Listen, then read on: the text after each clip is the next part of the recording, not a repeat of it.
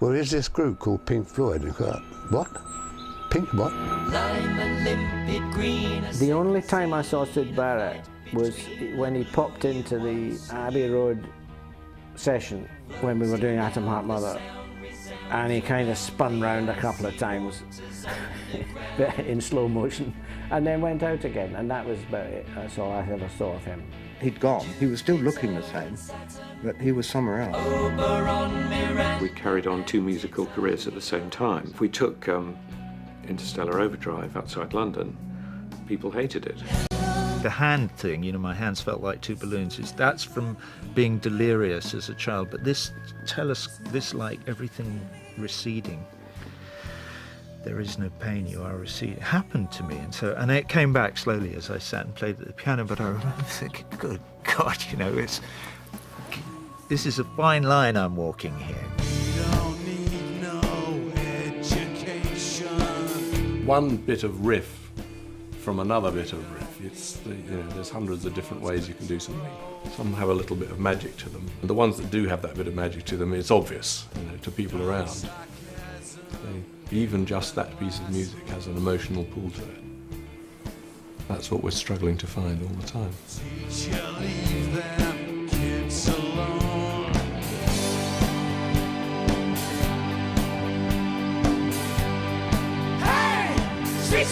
Pink Floyd grew from friendships forged in the 1960s in the university town of Cambridge.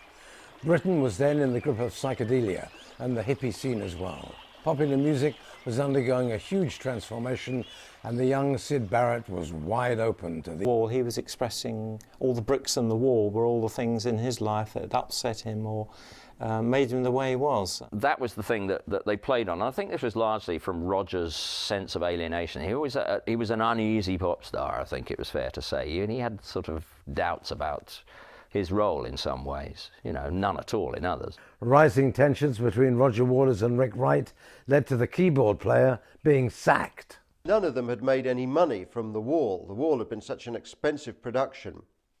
The only person, ironically, who made any money was Rick Wright, the original keyboards player, who had been involved in the production of The Wall, or wanted to be involved in the production of The Wall, but allegedly was not very active in that role. And Roger Waters had demanded that he be fired from the group. Then they realised that they haven't got anyone to play keyboards on stage, so they get him back in on a wage. So in fact, he is actually the only member of Pink Floyd to make any money out of The Wall.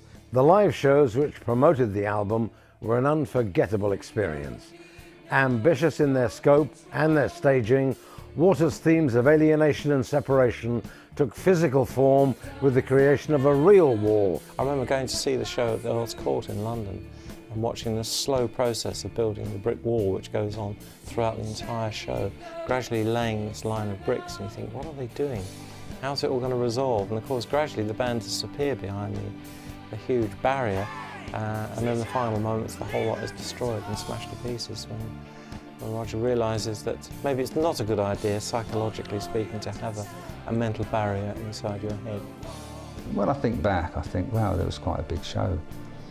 And it's very impressive that Roger could actually put that sort of thing together, technically, to make it work, building the wall and knocking it down. Written into the structure of the show was the nature of what they termed the surrogate band. So, for instance, the show opens with a thing that is largely instrumental. It's certainly a big, bombastic instrumental opening. Then the light goes down. At the end of the song, the bands freeze the image. A Lancaster bomber or something flies over the head of the crowd. The lights come up on a stage that's higher than the stage that they've just seen Pink Floyd play the opening number. And there on the higher stage is Pink Floyd playing the second number. So it's like, hang on.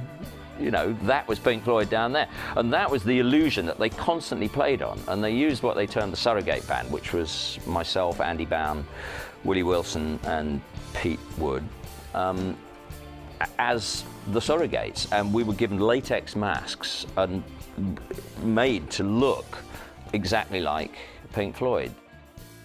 Gerald Scarfe, as I understand it, created the whole show entirely, from the visuals to the animatronics to the staging of it. You know, that was his vision more than Roger Waters's. Massive puppets, things that were sort of, you know, 30 foot high, and string puppets that would walk across the stage. The school teacher for Another Brick in the Wall was this giant puppet with car headlights for eyes. It's a big show, and the musicians are just one, you know, a few small cogs in a big machine. There's a lot more going on, and you just make sure you get your part right. Any note that Pink Floyd could have played live was played live. I mean, that was the bottom line, basically.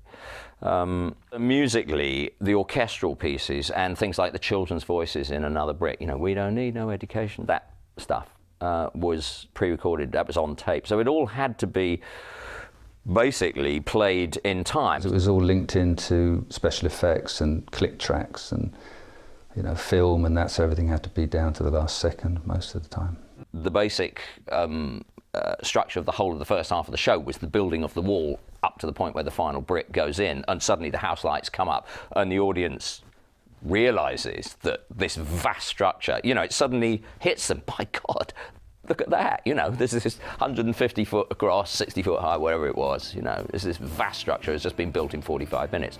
But in order to get to that point, there was a piece of music built in just before the Goodbye Cruel World, where David and I would just trade riffs to give the wall builders time to get those last bricks in. Some nights it was slow, some nights, you know, they really had to move fast, and we would play for 3 or 4 minutes. When we got the tear down the wall section, I was standing inside a cage on stage behind the wall as the wall came down. And inside the cage with me were roadies who were holding the cage up as these bricks were hammering down on it. And I was playing the guitar riff for the tear down the wall section.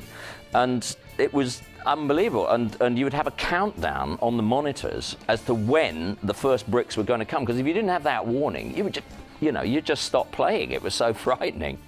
I think the legend of that show has built up because there's such a tremendous cachet to having been there and to having experienced it, because, you know, it wasn't this vast touring circus that went around the world for 3 years. It's 29 shows, 4 locations, that's it, you know, see you later. And I knew that there were tensions in the band. Very interestingly, backstage at Earl's Court, there were 4 caravans in a sort of square, and 3 of them faced into the middle of the square. Rogers faced the other way.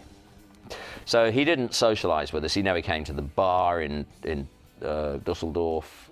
The other 3 were always there after the gig, you know, a few scoops, chats, and whether it was going well and what could be better, and, you know, those things that anybody would talk about after a gig, but you never saw Roger. It was very much its swan song. I mean, the thing was sort of corroding, really.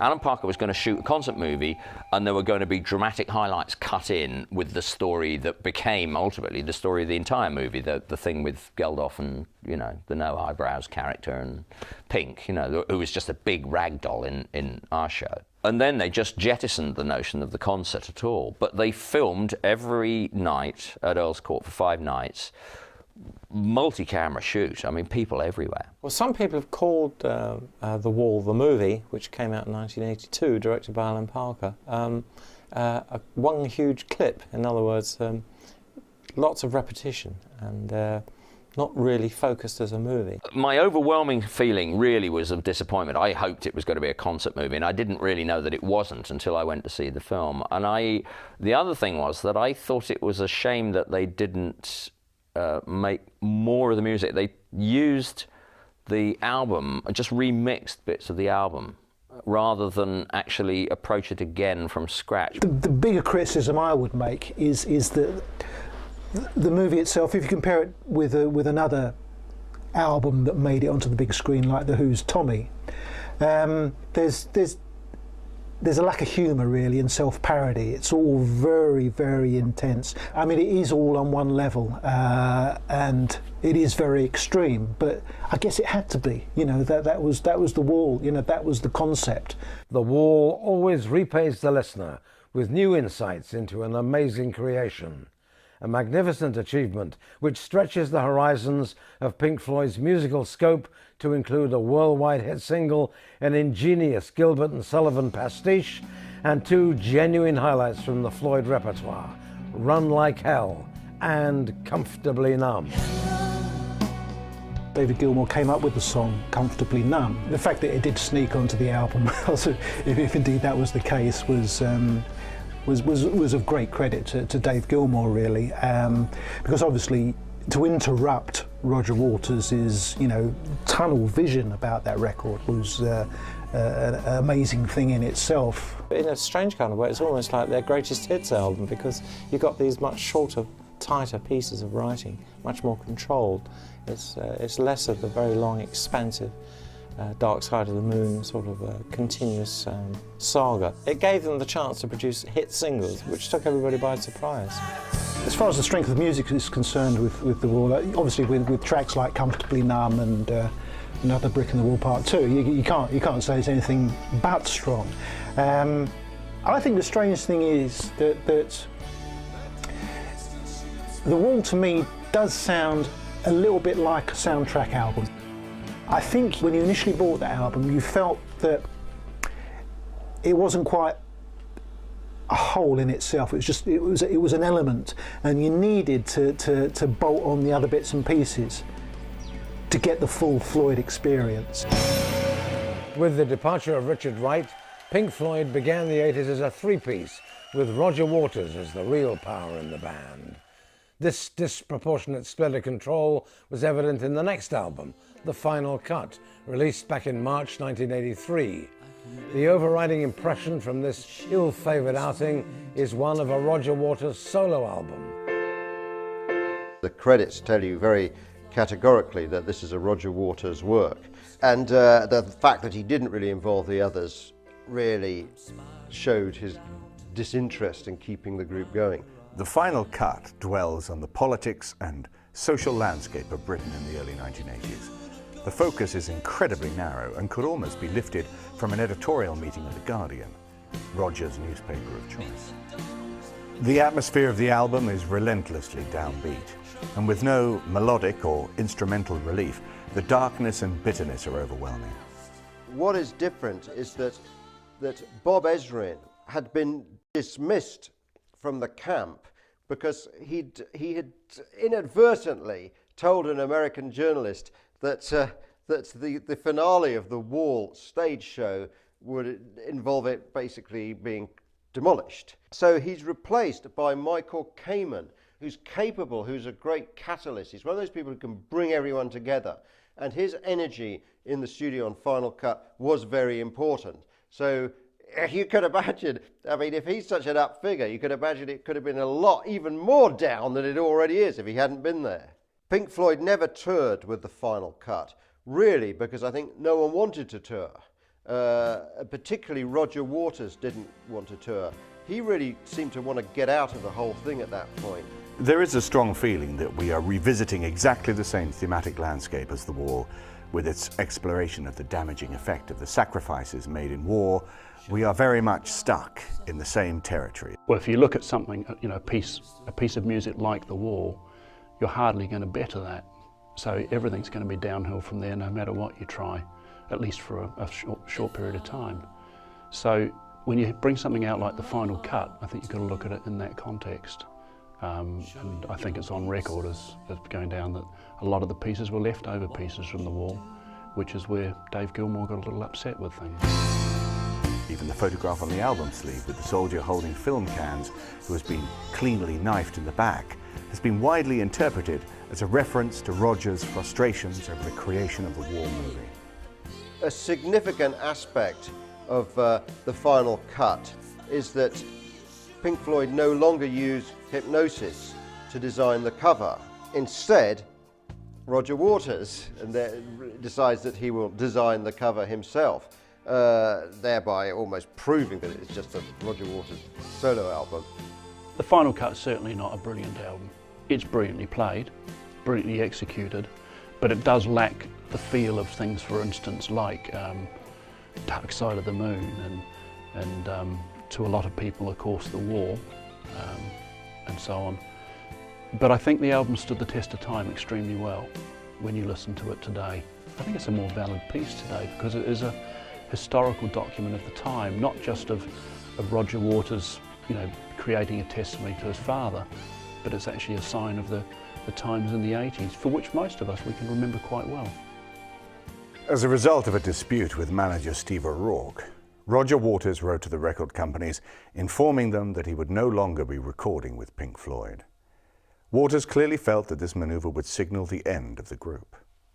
Rogers saw it as the final cut, you know, that's the title, it's the end of Floyd, and he probably thought that's what was going to happen, but of course it wasn't.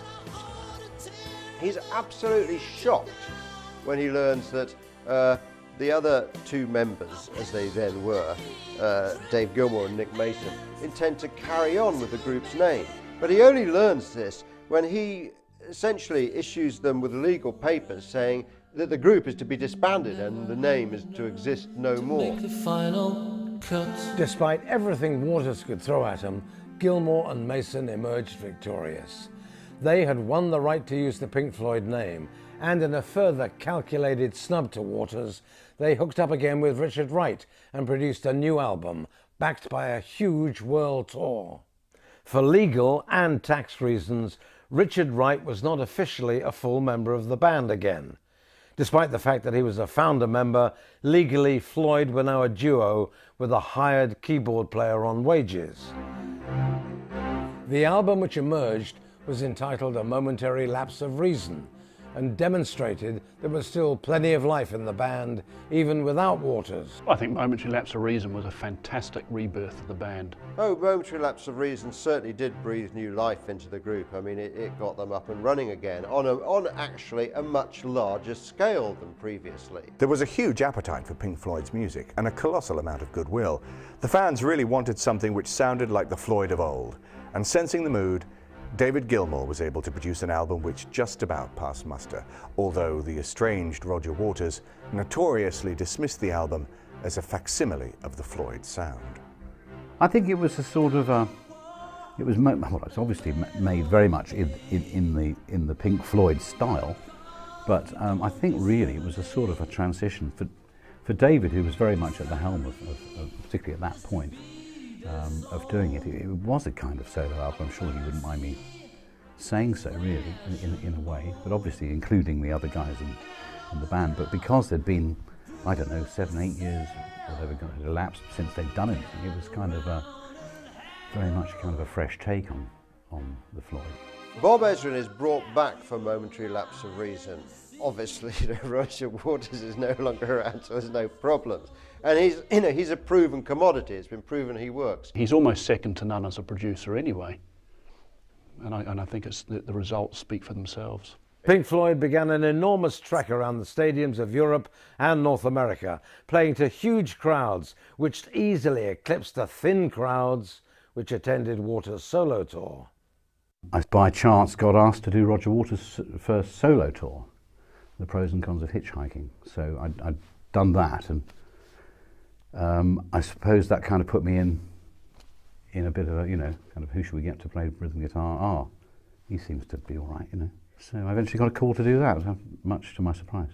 I think David rang me personally to start with. That was the very first sort of introduction to it, just to see, whether I'd like to be involved. And obviously, it sounds like a fantastic idea. And initially, it was, I believe, planned to just go out for a number of weeks just in America. And they weren't really quite sure how it was going to all go, but it very quickly became apparent that there was a lot of demand for it.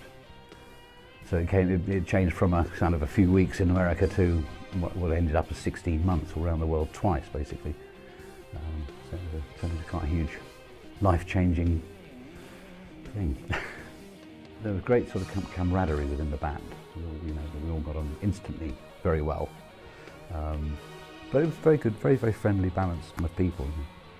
At the beginning of the tour, we performed the new numbers from the Momentary Lapse of Reason, and it hadn't really been released. In fact, I think when we started, I think the album, I don't know if it was actually released. I think we played the first few gigs when the album wasn't actually out. So it was playing, people just didn't recognise this stuff at all. But given that, the response was fantastic, really. We basically tried to keep it to numbers, obviously, that David was more associated with, and that sang and contributed to the writing of. So that sort of narrowed it down a fair bit. It's the best period for Pink Floyd live that I have ever seen. It went down so well, I'm pretty sure, because most of the public didn't really expect to ever see Pink Floyd playing anything. So it was kind of a, from out of nowhere comes, oh, this band we didn't think we'd ever see. And in the past, they'd been very, very difficult to catch live. So suddenly it became kind of available, in your town, and particularly in America. I mean, the response was fantastic before playing a note, a great deal of excitement and anticipation and stuff going on. The Division Bell, released in April 1994, was an altogether superior effort. Careful, studied and mannered, the album flows together as a suite of songs. There are no dramatic dynamic peaks and troughs or extremes of tempo, but the smooth, majestic flow of the music worked its magic on audiences on both sides of the Atlantic. And for the first time in history, Pink Floyd had an album which went to #1 in both Britain and America. I love the Division Bell. I just think it's classic Floyd, completely, You don't have necessarily the angry side of earlier Floyd. Nick Mason and Rick Wright were now fully functional and part of the team. But with Dave Gilmour not being a dab hand at writing lyrics, he enlisted the help of his wife-to-be Polly Sampson and also Nick-led Clues of the Dream Academy to help him. Together with other collaborators, the songwriting tended to be a little diluted compared with previous efforts, where Momentary Lapse of Reason had perhaps been a collection of songs that he'd been unable to use in the previous Pink Floyd lineup. Cluster 1 is a great example of exactly how good this band could still be 30 years after its birth.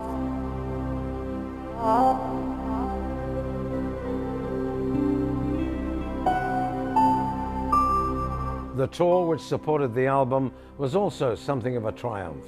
It featured an even better and more advanced light show than anything which had gone before. And Pulse, the live album taken from the tour, beautifully captured what was certainly a career highlight for Pink Floyd. Richard Wright was also back in the fold and as a full member of Pink Floyd. In many respects, it seemed as if the band had reached the limits of its creativity and, in fact, its commercial success. There was almost nowhere else to go. Following the death of long-term manager Steve O'Rourke, David Gilmour announced to the world that he felt disinclined to continue to carry the weight of the Floyd juggernaut upon his shoulders. If there ever was a good example of the old age that it's best to quit at the top, then this was it.